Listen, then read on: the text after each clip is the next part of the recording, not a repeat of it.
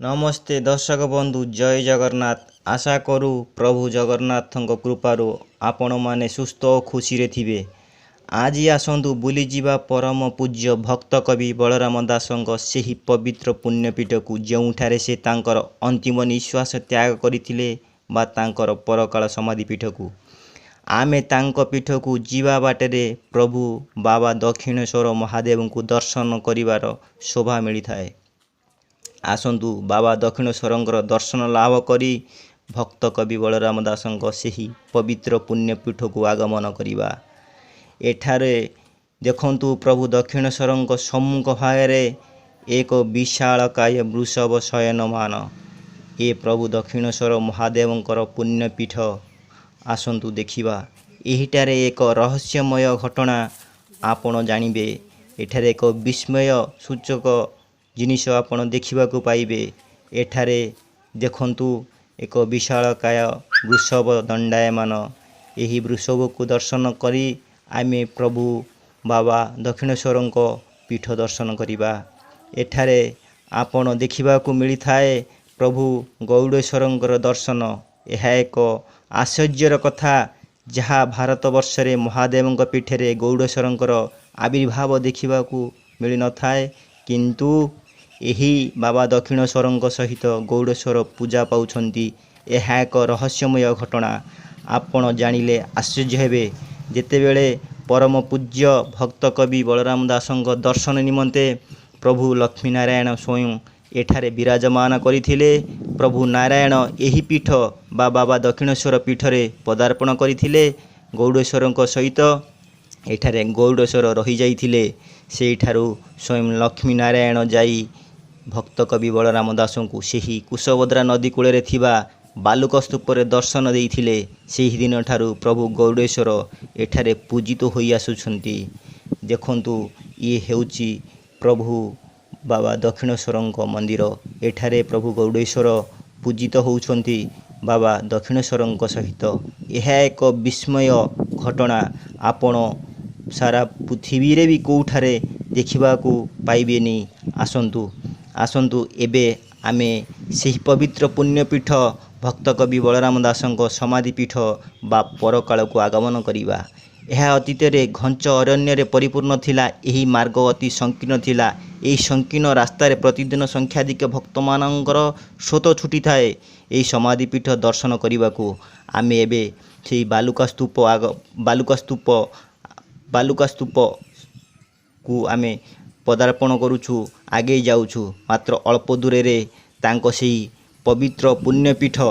ଆମେ ଯାଇ ସେହି ପବିତ୍ର ପୁଣ୍ୟପୀଠରେ ପଦାର୍ପଣ କଲା ପରେ ସେଠାକାର ବହୁତ ବା ଭିନ୍ନ ଭିନ୍ନ ରହସ୍ୟମୟ ଘଟଣା, ଅନେକ ରହସ୍ୟମୟ ଘଟଣା ବିଷୟରେ ଆପଣଙ୍କୁ ଆମେ ଆଲୋକପାତ କରିବୁ। ଆପଣଙ୍କ ସହ ଆପଣ ଦେଖିବାରେ ଦର୍ଶନ ଲାଭ କରିବେ। ଦେଖନ୍ତୁ ଏହି ଘଞ୍ଚ ଅରଣ୍ୟ ଦେଇ ଏହି ସଂକୀର୍ଣ୍ଣ ରାସ୍ତା ଦେଇ ଆମେ ଚାଲିଛୁ ବଳରାମ ଦାସଙ୍କ ସେହି ପବିତ୍ର ପୁଣ୍ୟପୀଠ ବା ପରକାଳ ଦର୍ଶନ ନିମନ୍ତେ। ଆସନ୍ତୁ ଏଠାରେ ପ୍ରତିଦିନ ଅସଂଖ୍ୟ ଭକ୍ତମାନଙ୍କର ଯାତାୟାତ ହୋଇଥାଏ ଏହି ସଂକୀର୍ଣ୍ଣ ବାଟ ମଧ୍ୟ ଦେଇ। ଆପଣ ଦେଖନ୍ତୁ ଏହି ସଂକୀର୍ଣ୍ଣ ବାଟ ଦେଇ ଆମେ ଯାଇ ପହଞ୍ଚିବା ସେହି ପବିତ୍ର ପୁଣ୍ୟପୀଠ ଯେଉଁଠାରେ ପ୍ରଭୁ ଭକ୍ତ ବଳରାମ ଦାସ ଶେଷ ନିଶ୍ୱାସ ତ୍ୟାଗ କରିଥିଲେ। ସେହି ବାଲୁକା ସ୍ତୂପରେ ଆମେ ପହଞ୍ଚିଲା ପରେ ଅନେକ କିଛି ସବିଶେଷ ବିବରଣୀ ଦେବୁ ସେହି ବଳରାମ ଦାସଙ୍କର ଶ୍ମଶାନ ପୀଠରେ। କିନ୍ତୁ ଆମେ ସେହି ପବିତ୍ର ପୁଣ୍ୟପୀଠରେ ପଦାର୍ପଣ କରିବା। ଆଉ ଅଳ୍ପ ସମୟରେ ଯାଇ ଆମେ ଏହି ପବିତ୍ର ପୁଣ୍ୟପୀଠ ଦ୍ୱାରଦେଶରେ ପହଞ୍ଚିବା। ଏଠାରେ ଦେଖନ୍ତୁ ବିଭିନ୍ନ ପ୍ରକାର ବୃକ୍ଷର ସମାଗମ। ଏଠାରେ ସମସ୍ତ ପ୍ରକାର ବୃକ୍ଷକୁ ଦର୍ଶନ କରିବାରେ ମିଳିଥାଏ। ଏହାର ରହସ୍ୟ ଆପଣମାନଙ୍କୁ ଆମେ ପରେ କହିବୁ। ଏଠାରେ ବା ଭକ୍ତ କବି ବଳରାମ ଦାସଙ୍କ ପୀଠରେ ଗୋଧନ ସେବା ମଧ୍ୟ ଅଛି। ଏଠାରେ ଗୁରୁଙ୍କର ସେବା ମଧ୍ୟ କରାଯାଇଥାଏ। ଏଠାରେ ଥିବା ସମସ୍ତ ବୃକ୍ଷ ପୂଜିତମାନ। ଏହି ସମସ୍ତ ବୃକ୍ଷକୁ ପୂଜା କରାଯାଇଥାଏ। ଦେଖନ୍ତୁ ଆମେ ଏବେ ଆସି ପହଞ୍ଚିଲୁ। ଦେଖନ୍ତୁ ଭକ୍ତ କବି ବଳରାମ ଦାସଙ୍କ ସମାଧିପୀଠର ଦ୍ୱାରଦେଶରେ ପହଞ୍ଚିଲୁ। ଆମେ ଏବେ ଆସ୍ତେ ଆସ୍ତେ ତାଙ୍କ ସମାଧିପୀଠକୁ ଆଗମନ କରୁଛୁ। ଦେଖନ୍ତୁ ଏହି ମାର୍ଗ ଦେଇ ଆମେ ଯାଇ ପହଞ୍ଚିବା ସମସ୍ତ ବୃକ୍ଷମାନଙ୍କ ପାଖରେ। ଏଠାରେ ସମସ୍ତ ବୃକ୍ଷମାନ ପୂଜା ହେବାର କାରଣ ଓ ଏହାର ରହସ୍ୟ ଆମେ ଆପଣମାନଙ୍କୁ ମଧ୍ୟ କହିବୁ। କାରଣ ଯେଉଁ ସମୟରେ ସ୍ୱୟଂ ଲକ୍ଷ୍ମୀ ନାରାୟଣ ବଳରାମ ଦାସଙ୍କ ଦର୍ଶନ ନିମନ୍ତେ ଆସିଥିଲେ, ସେହି ସମୟରେ ସମସ୍ତ ଦେବାଦେବୀ ମଧ୍ୟ ଲକ୍ଷ୍ମୀ ନାରାୟଣଙ୍କ ସହିତ ସେହି ସିଦ୍ଧଭକ୍ତ ବଳରାମ ଦାସଙ୍କୁ ଦର୍ଶନ ଦେଇଥିଲେ। ଏହି ବୃକ୍ଷମାନଙ୍କରେ ଦେବାଦେବୀମାନଙ୍କର ଆବିର୍ଭାବ ଥିଲା, ସେଥିପାଇଁ ଏହି ବୃକ୍ଷମାନ ପୂଜିତ ହେଉଛନ୍ତି। ଏହା ମଧ୍ୟ ଏକ ପିକନିକ୍ ସ୍ପଟ୍। ଏଠାକୁ ବହୁ ଦୂର ଦୂରାନ୍ତରୁ ବଣଭୋଜି ନିମନ୍ତେ ସମସ୍ତ ପ୍ରକାର ସଂସ୍ଥାରୁ ଏଠାକୁ ଆସିଥାନ୍ତି। ଏହା ଏକ ଦାର୍ଶନିକ ସ୍ଥାନ। ଦେଖନ୍ତୁ ସମ୍ମୁଖରେ ବଳରାମ ଦାସଙ୍କର ଏହି ପୁଣ୍ୟପୀଠ। ଆମେ ଏହି ପୁଣ୍ୟପୀଠକୁ ଏବେ ଦର୍ଶନ କରିବା। ସେହି ପବିତ୍ର ପୁଣ୍ୟପୀଠ ଅଭିମୁଖେ ଆମେ ଯାତ୍ରା କରୁଛୁ। ଦେଖନ୍ତୁ ଇଏ ସମସ୍ତ ପ୍ରକାର ବୃକ୍ଷ। ଏଠାରେ ସମସ୍ତ ପ୍ରକାର ବୃକ୍ଷରେ କପଡ଼ା ପିନ୍ଧା ଯାଇଛି। ଯେହେତୁ ଏହି ବୃକ୍ଷମାନଙ୍କ ମଧ୍ୟରେ ସମସ୍ତ ଦେବାଦେବୀମାନେ ଆବିର୍ଭାବ ହୋଇଥିଲେ। ଏହି ଦେବାଦେବୀମାନେ ଭକ୍ତ କବି ସିଦ୍ଧ କବି ବଳରାମ ଦାସକୁ ଦର୍ଶନ ଦେଇଥିଲେ। ଆପଣମାନେ ଦେଖୁଛନ୍ତି ଏଠାରେ ସମସ୍ତ ପ୍ରକାର ବୃକ୍ଷ ଦେଖିବାକୁ ମିଳିଥାଏ। ଏହି ସମସ୍ତ ପ୍ରକାର ବୃକ୍ଷରେ ସମସ୍ତ ଦେବାଦେବୀ ଆସି ଦିବ୍ୟମାନ କରିଥିଲେ। ଏହି ଦେବାଦେବୀମାନେ ସ୍ୱୟଂ ଲକ୍ଷ୍ମୀ ନାରାୟଣଙ୍କ ସହିତ ଭକ୍ତ କବି ବଳରାମ ଦାସକୁ ଦର୍ଶନ ଦେଇଥିଲେ। ସେହିଦିନଠାରୁ ଏଠାରେ ସମସ୍ତ ବୃକ୍ଷମାନ ପୂଜିତ। ଏଠାରେ ସମସ୍ତ ବୃକ୍ଷମାନଙ୍କୁ ପୂଜା କରାଯାଏ।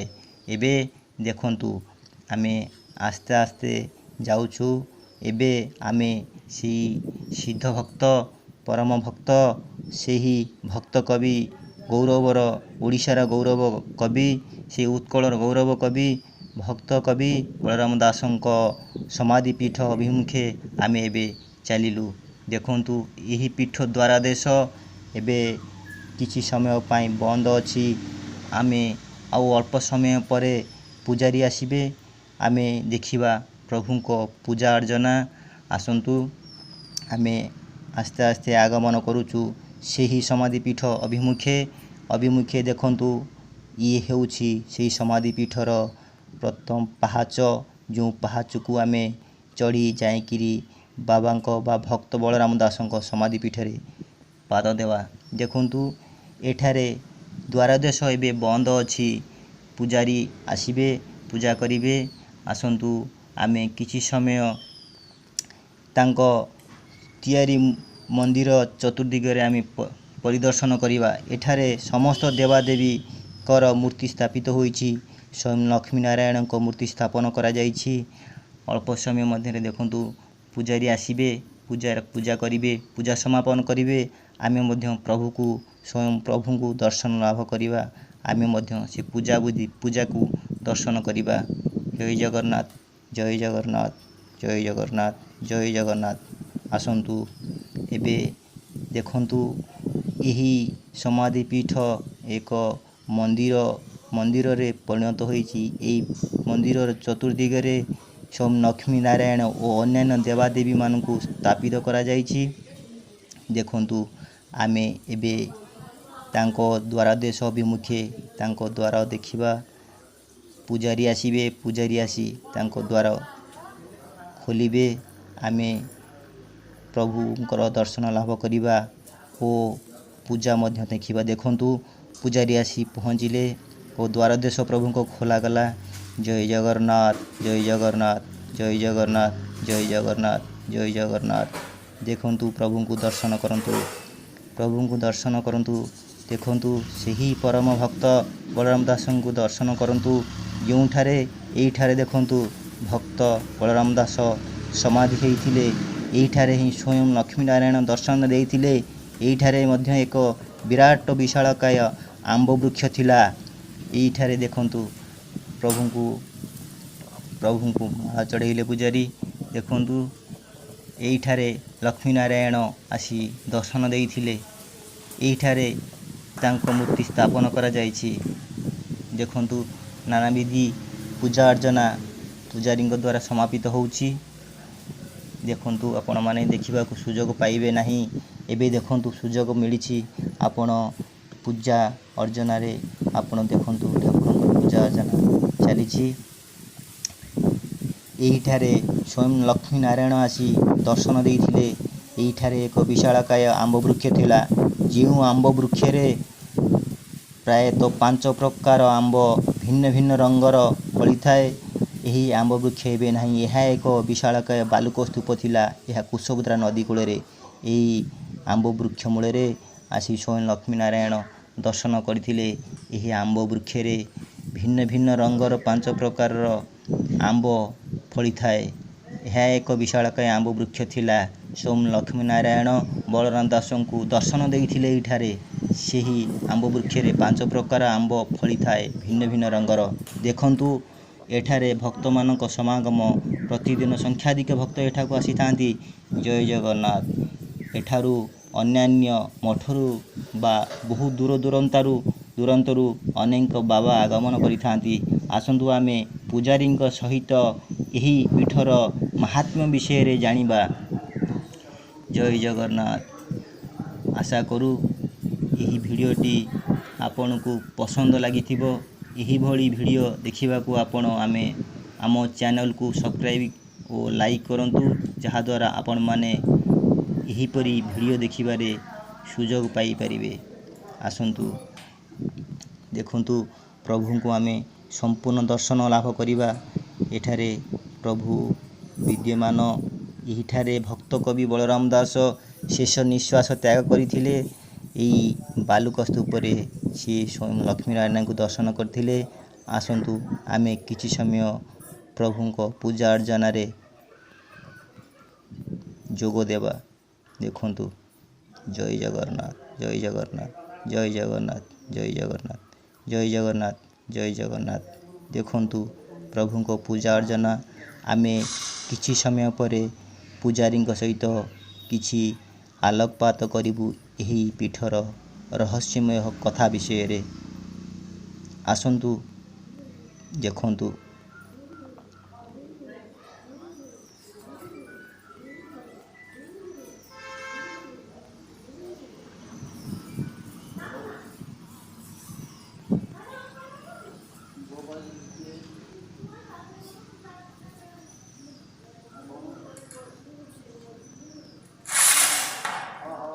ଦେଖନ୍ତୁ ଭକ୍ତମାନଙ୍କର ପ୍ରଭୁଙ୍କ ନିକଟକୁ ଆଗମନ, ଆଶୀର୍ବାଦ ନିମନ୍ତେ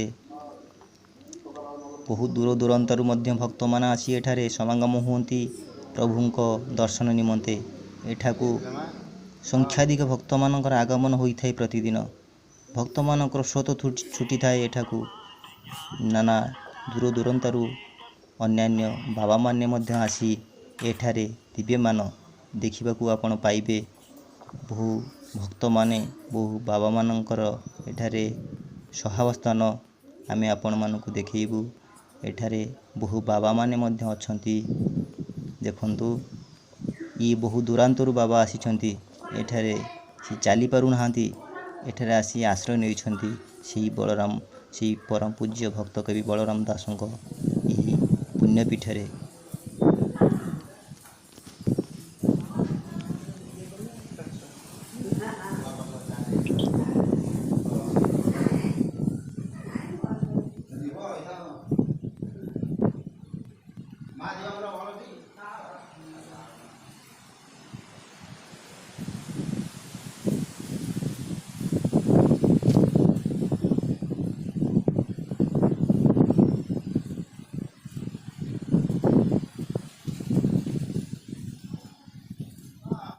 ବାବା ये जो बलराम दासଙ୍କର ଏଠି ମୂର୍ତ୍ତି ସ୍ଥାପନ ହେଇଛି ବା ଏଠି ଯେଉଁ ଦେହ ତ୍ୟାଗ କରିଥିଲେ, ଏଠି ଠାକୁରଙ୍କୁ ଆସିକିରି ଦେଖାଯାଇଥିଲେ ଲକ୍ଷ୍ମୀ ନାରାୟଣ ନା କ'ଣ ଘଟଣା? ଆପଣ ଟିକେ ସବିଶେଷ ବିବରଣୀ ଦେବେ।